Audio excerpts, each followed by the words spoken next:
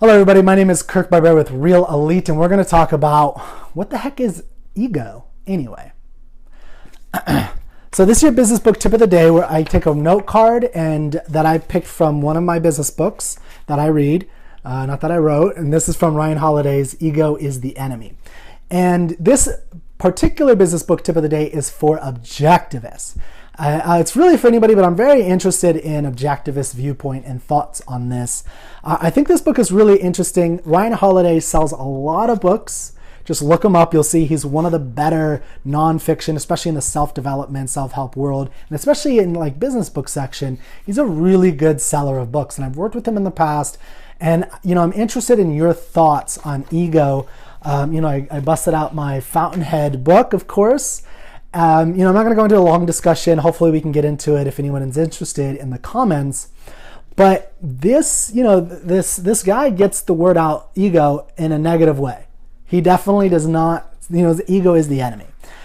Personally, I think there's still a lot of great value in the stories in the book, but I wanted to read you his definition, and then, we could talk, like I said, a little bit later if you were interested. So Holiday's definition of ego. He uses, I had some notes myself. He uses a very casual definition, and this is the definition. An unhealthy belief in our own importance, arrogance, self-centered ambition.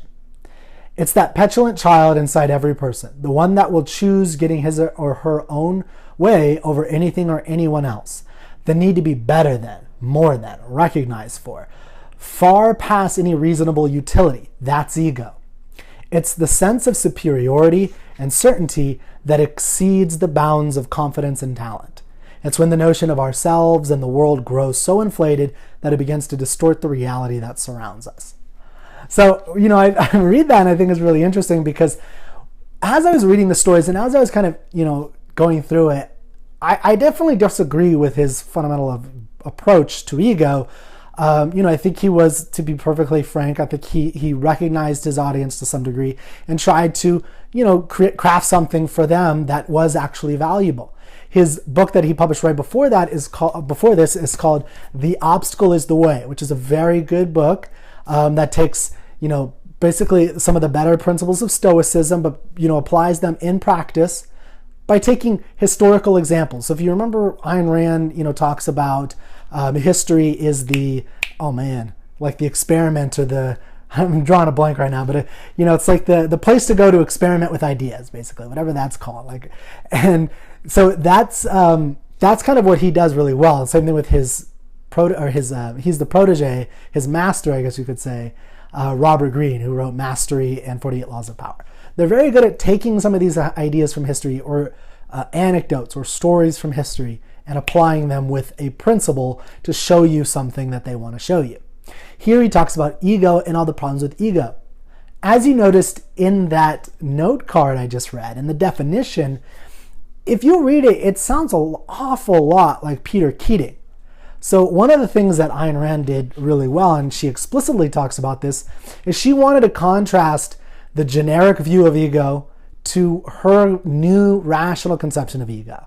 And that's one of the biggest things that I think, Ayn Rand really brings to this, discussion, which unfortunately Ryan Holiday did not tap into at all. And it's, for whatever reason, it's his choice. And but that's something I think worthy of discussion. Is he adds a lot of interesting insights that I think are Peter Keating's.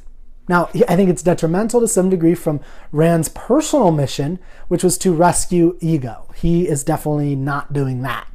But he is showing so many times that the people who have internal fortitude, in his, just like Howard Roark, who doesn't need, to compromise on things, who doesn't need, the type of person who says no to the Manhattan Project, like in the Fountainhead. He talks about those people in real life, and the real life examples of those people and why they win. So but he doesn't call them egotistical, he calls them humble. And, when you think about it, Howard Roark was, accused of being humble and selfless. And that's what he's, picking on in a very conventional, he is using conventions that are still dominant today.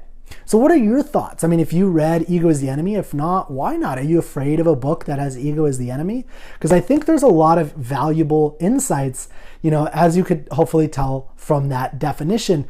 It's definitely not good to get into your head all the time, which is one of the things he says, like people who get in their head and they don't actually, Plato says feasting on their own thoughts, and they don't actually take action and learn on the reality, that's a problem. Right? So if you're actually, someone who values thoughtfulness and engaging with the ideas of our times, this is a good one to check out. And I'd love to hear your thoughts.